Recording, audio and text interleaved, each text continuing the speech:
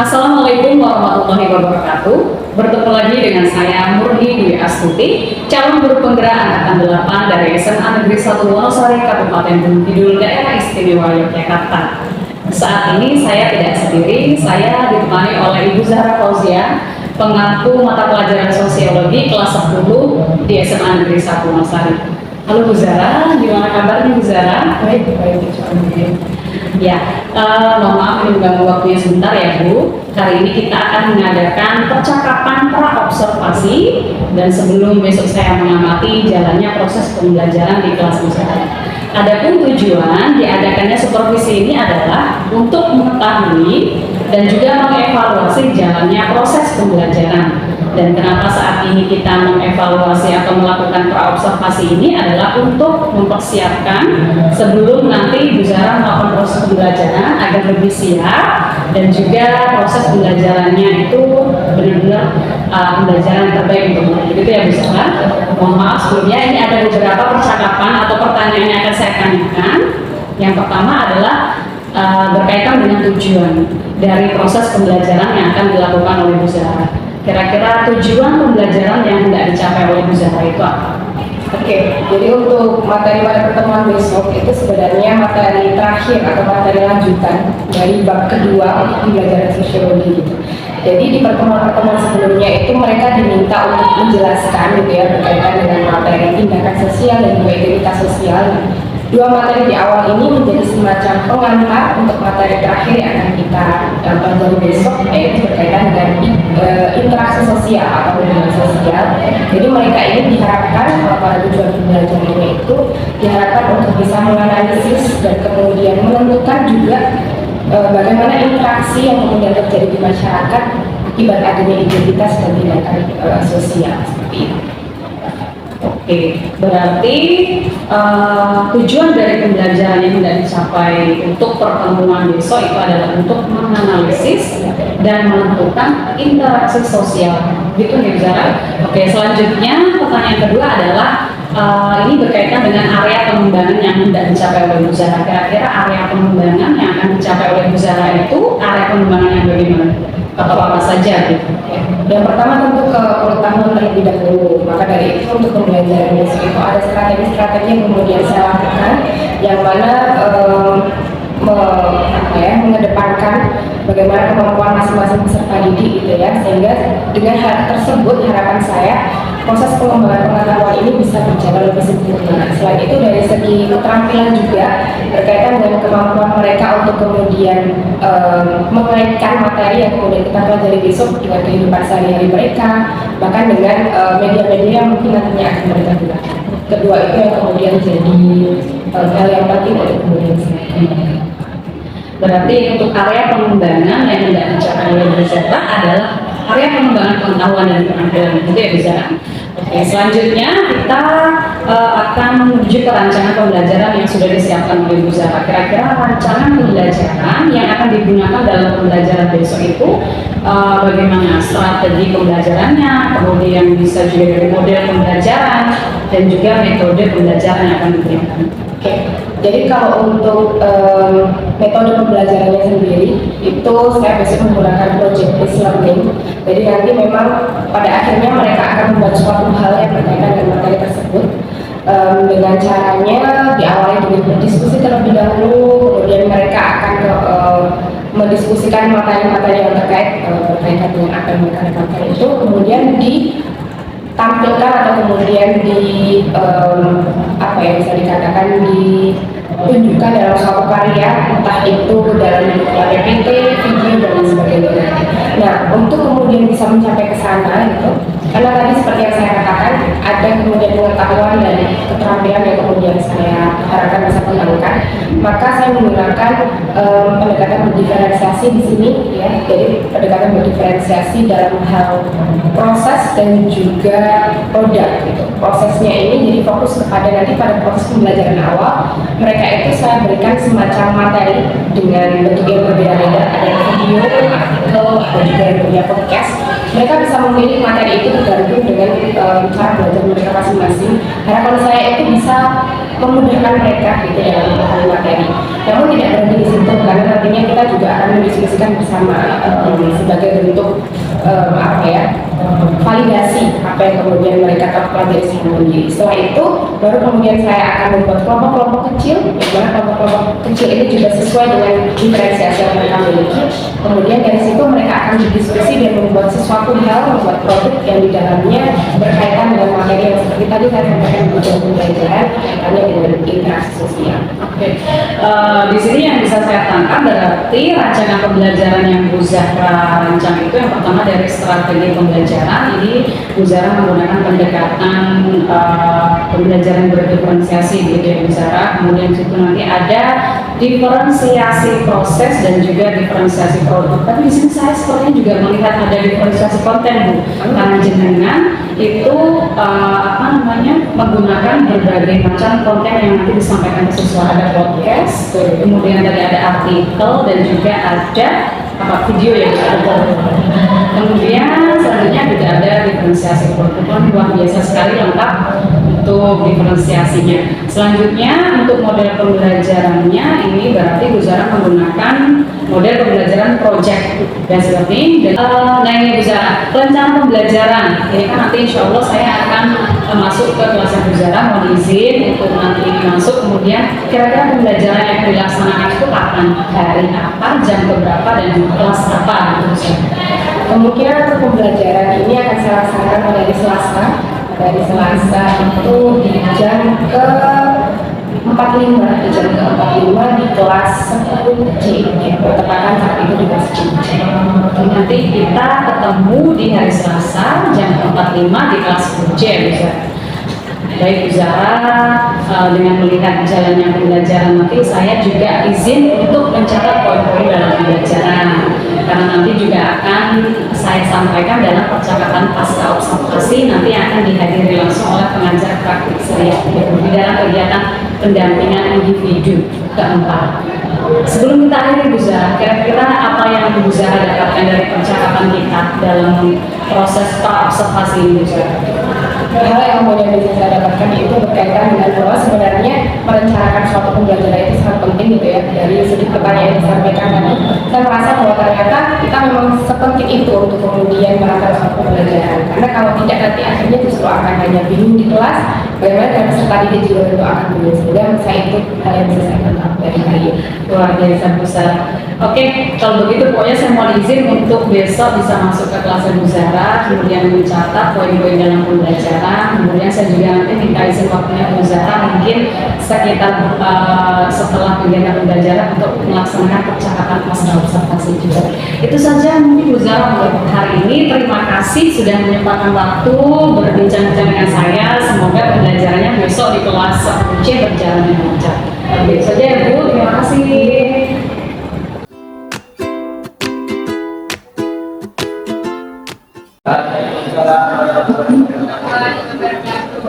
Masih semangat? Oke, ya. Untuk hari ini kita sudah masuk ke materi terakhir ya di bab 2, materi tadi bab 2 kita. Yang mana kemarin kita sudah belajar berkaitan dengan identitas sosial dan juga tindakan sosial. Nah, untuk mengingat kembali materi yang sudah kita pelajari sebelumnya, kita akan melakukan kuis atau melakukan kuis terlebih.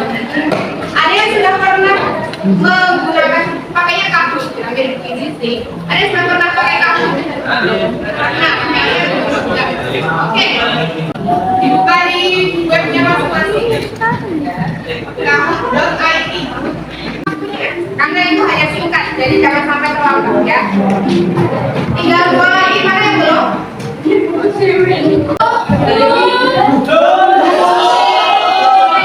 Bener ya, tidak masuk akal kenapa ini?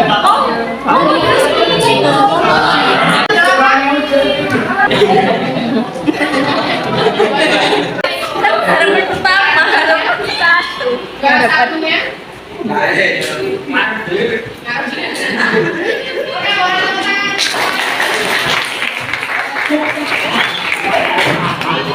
Itu buat seragam penjara sosial ada lagi ya. Oke. Untuk soalnya cukup mudah kan ya. Kenapa kita kemudian awali dengan kuis ya? Karena memang ini atau materi yang akan kita pelajari hari ini itu ada kaitannya dengan dua materi sebelumnya. Jadi untuk bisa mengingat kembali dan membangkitkan semangat, mungkin ya dari kita awalnya dulu. Oke, kita coba cek materi kita hari ini. Peserta didik atau kalian itu diminta untuk mampu menganalisis dan kemudian menentukan interaksi sosial hingga mampu mengaitkan hubungan antara komunitas, tindakan sosial, ada proses hubungan sosial atau hubungan sosial itu kata lainnya interaksi sosial tadi melalui berbagai karya. Jadi praktiknya di sini nanti adalah kalian nanti dalam suatu kelompok-kelompok yang nanti akan kita buat, kalian akan membuat suatu karya yang seperti itu. Pada akhirnya akan seperti itu. Kalian masuk kemana? Beberapa link yang saya sematkan di sana. Tujuannya apa? Supaya nggak kosong ya selama nanti kita berdiskusi materi, ada gambaran terlebih dahulu berkaitan dengan materi-materi tersebut. Nah, kenapa kemudian saya berikan linknya berbeda-beda tadi? Karena seperti yang tadi saya sampaikan, bisa jadi dari kalian itu ada yang lebih mudah memahami materinya itu dari buku, tapi ada yang lebih mudah dengan membaca artikel dan lain sebagainya. Tapi misalnya pun nanti selama belajar mandiri kurang lebih 10 menit nanti itu kalian merasa belum bisa ada yang saya pahami, itu tidak masalah. Karena dari beberapa dari kalian itu memang mungkin ada yang tipe belajarnya itu perlu dijelaskan oleh orang lain. Ada yang seperti itu.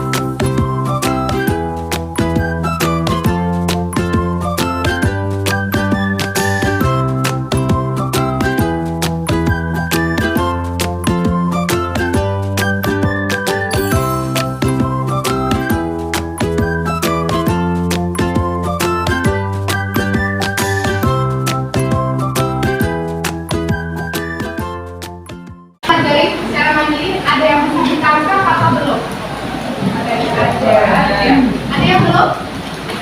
Oke, masih ada yang belajar. Mungkin ada yang secara sukarelawan mau memaparkan apa yang kemudian tadi didapatkan. Sedikit aja nggak masalah. Apapun itu boleh. Mbak Aris aja. Nonton atau baca apa? Beda. Oh iya.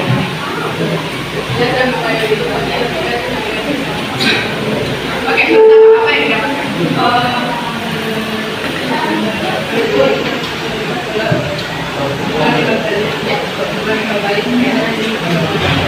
Pertama, yang kedua tadi Mbak Arisa juga menyampaikan tadi itu ada beberapa hal yang dimaksud adalah faktor pendorong yang berbeda. Faktor pendorong interaksi sosial, ada imitasi tadi meniru sebagian, identifikasi yang menurut meniru keseluruhan gitu ya. Dan itu yang kemudian tadi sudah dipelajari oleh Mbak Anissa. Yang teman-teman lain atau teman-teman yang lainnya, apakah tadi juga mempelajari hal yang sama? Oke. Ada yang mau menambahkan di bagian lain mungkin atau melengkapi apa yang disampaikan oleh Mbak Anissa? Boleh? Tadi yang faktor pendorongnya baru dua tadi ya, atau mungkin ada tambahan di bagian yang lain? Ya, faktor simpati atau empati? Simpati. Apa itu? Tadi melibatkan perasaan. Ada lagi atau seperti itu? Oke, terima kasih. Ada tambahan satu lagi nih, faktor simpati. Ada lagi dari teman-teman yang lain? Ya, mempengaruhi orang lain.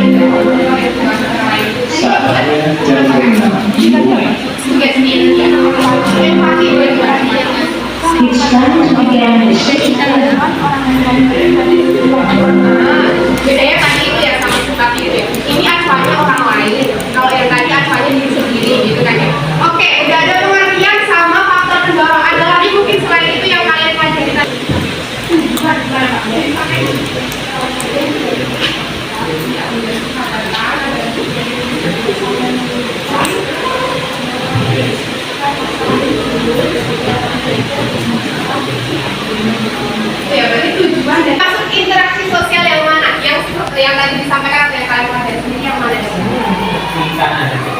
Ya. Oke, ada yang semua, ada yang kiri kanan, yang mana yang benar? Ya. Bahwa interaksi itu hubungan antara dua orang atau lebih, yang kemudian hubungan itu tercipta hubungan bareng-bareng atau aksi reaksi di dalamnya. Ada yang ngasih aksi, ada yang memberikan reaksi, itu namanya interaksi sosial. Bisa dilakukan oleh individu atau individu, seperti tadi yang dikatakan, individu atau kelompok atau kelompok dengan kelompok. Contoh deh, kalau individu dengan individu, contoh interaksi sosialnya kalau menurut kalian apa? Ngobrol. Kalau individu dengan kelompok, misalnya yang terjadi di kelas ini, iya, saya dan guru, dengan saya kalau kelompok dengan kelompok apa? Kelompok apa misalnya? Kelompok dengan kelompok, interaksi antara kelompok.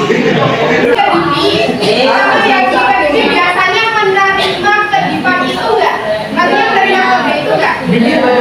Ya, dan biasanya paham ya apa yang kemudian dikedipi tanpa harus komunikasi. Oleh komunikasi secara terang-terangan ya, langsung kemudian demo dan lain sebagainya. Kira-kira menurut kalian itu interaksi sosial atau bukan? Kenapa bisa dikatakan interaksi sosial? Ada aksi reaksi. Betul, ada reaksi dan aksi. Meskipun nggak ada sentuhan kayak di sana kan, ngedipi orang kemudian itu gambarnya. Jadi mana yang termasuk interaksi sosial? Semuanya. Oke, yang atas orang berkomunikasi jelas ya ada interaksi di sana. Sampingnya orang salaman juga jelas ada interaksi di sana. Bawahnya jelas ini orang telepon-teleponan juga ada interaksi. Zoom meeting, ada interaksi nggak sih pas kalian semua pakai Zoom? Ada gitu kan ya, berarti semuanya bisa termasuk kan ya? Bisa termasuk ke dalam interaksi sosial. Dari kelima hal ini atau kelima faktor pendorong interaksi sosial ini, yang mana yang belum kalian pahami atau yang masih susah dipahami yang mana atau susah dibedakan yang mana?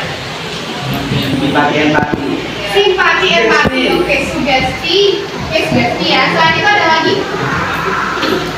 simpati, empati ya. Terkait materi berikut ini sudah diangkat 8 ke atas, boleh angkat tangan. Baik, saya lebih baik sampai 7,9 boleh angkat tangan. Oke, yang masih di bawah angka 6 boleh angkat tangan.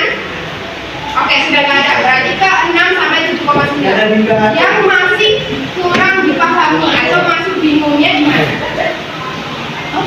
Sulit membedakan kelompok atau di mana? Oh, oke. Karena ada kegiatan yang dilakukan, jadi masih perlu pengulangan lagi. Yang masih dikerja ada berapa identitas? Dua identitas apa? Identitas secara jujur sama proses menjadi atau identitas itu akan menemukan atau mencoba mencari bisa fenomena, jadi tidak harus masalah, bisa fenomena, bisa masalah, bisa konflik yang berkaitan dengan keragaman identitas. Oke. Setelah itu dianalisis penyebabnya menggunakan teori interaksi sosial yang hari ini kita pelajari. Kalian bisa pakai faktor pendorongnya, bisa pakai syaratnya, bisa pakai bentuk-bentuk tadi, asosiatif atau indikatif. Kemudian dianalisis kira-kira penanganannya atau sikap kita itu harus seperti apa pakai teori tindakan sosial yang kemarin kita pelajari. Masih ingat? Oke, saya berikan contoh. Ini adalah hasil dari kakak-kakak kalian kemarin. Misalnya ada yang bikin infografis, yang bikin video jelas-jelas, silakan boleh.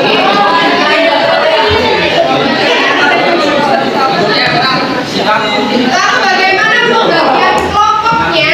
Seperti tadi yang saya katakan di awal. Kalian masih ingat kalian tergabung dalam kelompok apa? Oke, ada yang masih ingat, ada yang enggak. Nah, bahkan ada beberapa yang mengatakan bahwa tadi dirinya itu merasa tiga-tiganya bisa, maka orang itu bisa fleksibel. Untuk kelompok yang sekarang, saya serahkan kepada kalian. Jadi, bukan saya yang bentuk kelompoknya, karena yang pernah terjadi pada yang kemarin itu, makanya saya serahkan kepada kalian. Lebih mudah jika kalian nanti adalah di grup kelas kalian bikin calling audio, kinestetik, visual, jadi kalian harus bisa tahu. Jadi jangan lupa kalian bikin blognya itu setelah presentasi sebelum ulangan harian atau assessment semakin ke. Oke, terima kasih untuk hari ini. Semoga ada banyak pengalaman yang bisa kalian dapatkan ya.